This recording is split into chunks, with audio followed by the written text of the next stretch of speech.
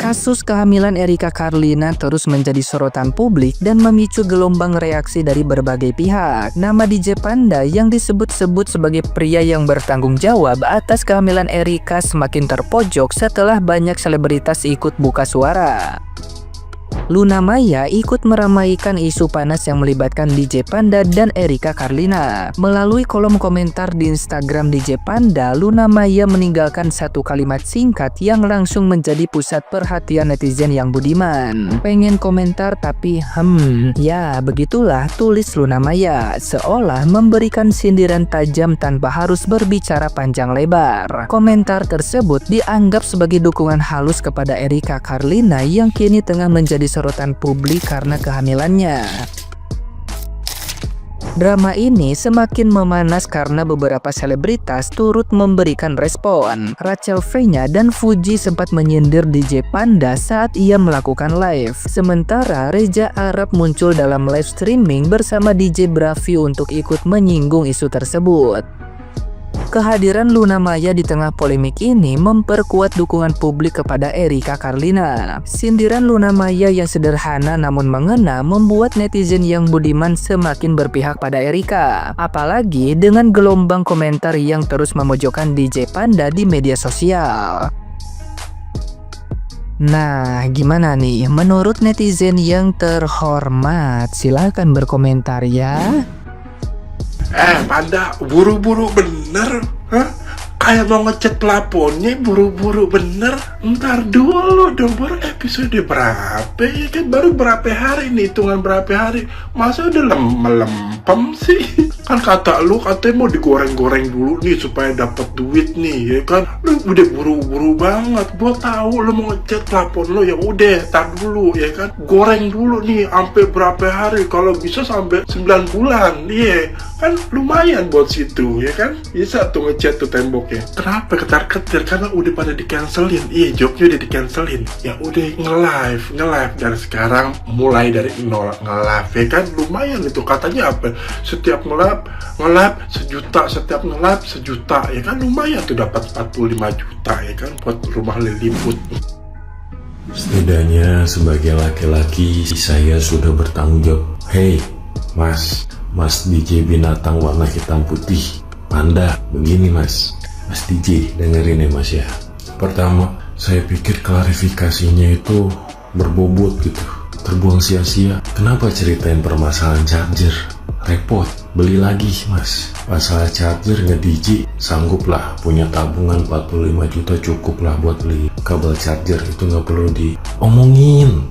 Kedua nih Mas, bikin waktu saya terbuang percuma. Serius, terbuang percuma nontonin berbelit-belit banget, repot. Tinggal ngakuin kesalahan, minta maaf, udah. Yang ketiga, balik lagi soal bertanggung jawab begini Mas. Ya, misalkan si Mbak Eri ini kan udah mutusin untuk nggak terus nih sama Mas ya. Tapi kan masalah Mbak Eri ini kan masih ngandung anaknya Mas ya, masih hamil. Lu jadi laki tanggung jawab, Jing. Maaf, maksudnya tanggung jawab Mas. Gini loh, kan tahu ya itu anak kita ya. Seenggaknya di chat, kamu perlu apa, butuh apa, dan lain sebagainya. Meskipun kita udah nggak berhubungan, meskipun kamu suruh aku dia nggak bilang kemana-mana, tapi kan tetap itu anak aku. Kayak gitu Mas, itu baru namanya tanggung jawab. Jangan ngomong soal tanggung jawab dah, repot lu. Serius, sayang nih kuota gua, balikin. Kan tabungan 45 juta, lumayan lah, kirimlah kuota. Repot. Nah, ada yang menarik dan lagi rame nih tentang DJ Panda dan Mbak Erika.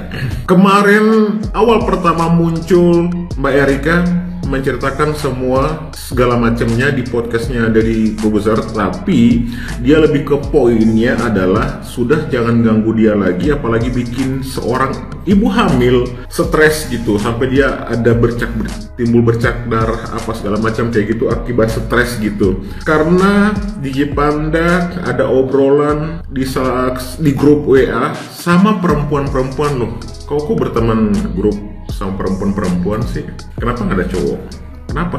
Apalagi gosipin mantan pacar lu gitu yang lagi hamil gitu, hamilnya anak lu juga. Itu doang yang dipermasalahkan sama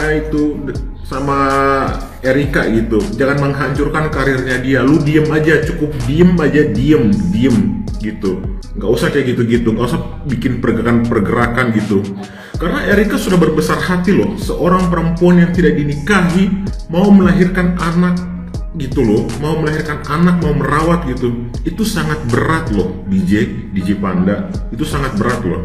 Nah, lucunya lu klarifikasi, lu menceritakan awal pertama ketemu, terus di kafe, minum lagi, ke kafe lagi, minum lagi, tidur apa segala macam. Itu nggak perlu. Poinnya itu kan di situ. Poinnya terakhir yang lu minta maaf itu. Poinnya itu yang terakhir lu minta maaf adanya obrolan itu yang ada pengancaman itu. Itu nggak usah lagi ngeceritain awal ketemu untuk apa fungsinya. Udah nggak ke situ lagi ranahnya, udah nggak ke situ lagi. Lu langsung on pointnya aja apa yang jadi masalah buat Erika. Kan gitu kan, masalah ancaman, mengancam karirnya Erika kan itu doang.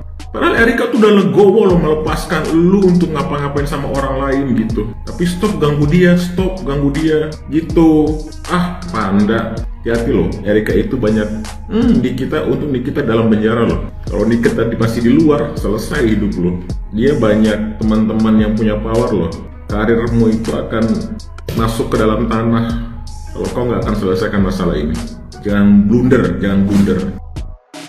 Nah ini nih contoh dari peribahasa tong kosong nyaring bunyinya. Ini yang lu lakuin Panda sekarang. Klarifikasi lu tuh zong. Buat kalian yang belum nonton klarifikasi ya Panda ya, menurut gua nggak usah ditonton guys, karena nggak jelas. Itu klarifikasi 15 menit tapi nggak ada inti permasalahannya. Yang gue bingung itu banyak hal-hal yang nggak penting yang dia bahas di situ. Pertama, kayak dia tuh ketemu Erika tuh kapan, di mana, gimana. Terus kedua, dijelasin lah mereka tuh mabok dari tempat A, terus pindah ke tempat B, terus pindah ke tempat C, D, dan sebagainya. Itu nggak penting banget. Segala ribut gara-gara charger lah, segala ribut gara-gara celana pendek lah, apalah. Dan di sini tuh kelihatan banget ya, sebelum si Panda ini minta maaf di klarifikasinya dia, kan terakhir di video kan dia minta maaf tuh. Tapi sebelum itu, dia tuh seolah-olah kayak mau menggiring opini kalau Mbak R ini yang tergila-gila sama dia. Mbak R ini yang nggak bener. Ngerti nggak maksud gue sampai sini? Jadi dia ini menggiring opini kalau seakan-akan dia itu laki-laki yang udah menerima Mbak R apa adanya. Padahal kan bukan itu inti permasalahannya. Sebenarnya kan yang tinggal dia jelasin itu kan inti permasalahannya aja. Kenapa bisa ada pengancaman. Terus kedua, jelasin tentang yang diisukan kayak pembulian gitu kan. Itu kan kayak parodiin kehamilan itu kan sebenarnya menurut gue udah termasuk ke arah pembulian ya. Jadi itu aja sih yang dijelasin, dan lu minta maaf yang seikhlas-ikhlasnya gitu. Jangan lu minta maaf gara-gara lu tuh udah kepepet karena semua job semuanya itu ngensel lu. Kenapa? Duit 45 juta di saldo lu udah habis ya.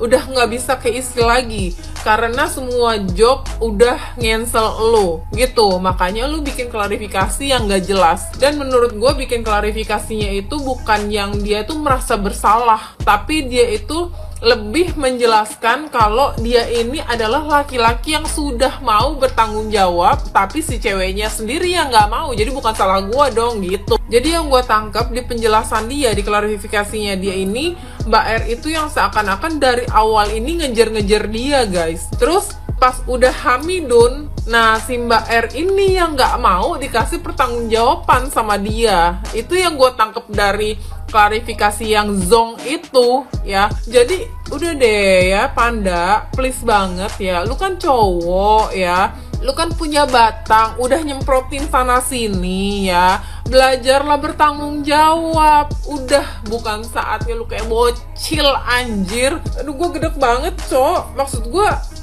zong banget sih. Jadi buat kalian yang belum nonton mendingan sih nggak usah nonton, kalau kata gue mah gak jelas anjir. Erika Carlina, saiki FYP ku Erika Carlina to ambek DJ Panda.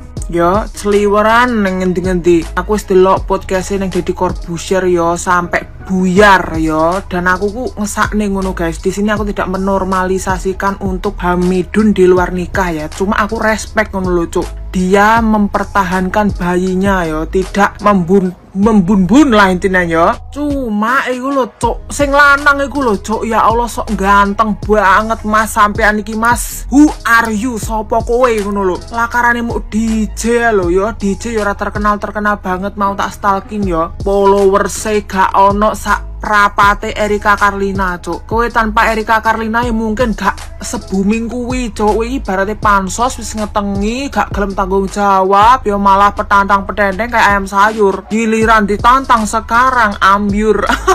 Tuh ya karma ya. Sekarang kamu di cancel dari seluruh apa jenenge kuwi jadwal manggungmu ya. Wis panganan kuwi karmamu cuk. Dan lagi yo Erika Karlina cuk, kulitnya eksotis yo, cantik, tinggi yo to, punya bakat karir yang gonjreng, cemerlang, dar-der-dor ngono lho. Bahkan ada satu podcast dia itu pernah bilang dideketin Charlie Puth.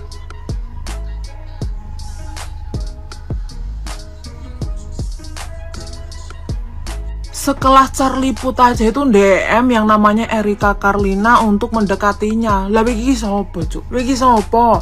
DJ iki lho. Sing gaemu ngoseki ngene ya. Sok-sokan ngancem-ngancem lek misale Erika Karlina wis lahiran yo arep ngebombardir biar karirnya hancur. Saiki delokon karirmu dhewe sing hancur ya. Di banyak banget cowok-cowok di luar sana yang berusaha untuk mendekati Erika Karlina, sedangkan kowe sing jelas-jelas oleh atine yak-yakan kemalan yo jariku yo. Minimal jadi wong lanang iki gentle ngono lho cuk yo. Kamu melakukan kesalahan ya kamu berani bertanggung jawab cuk. Ismosi lo saya ini ya.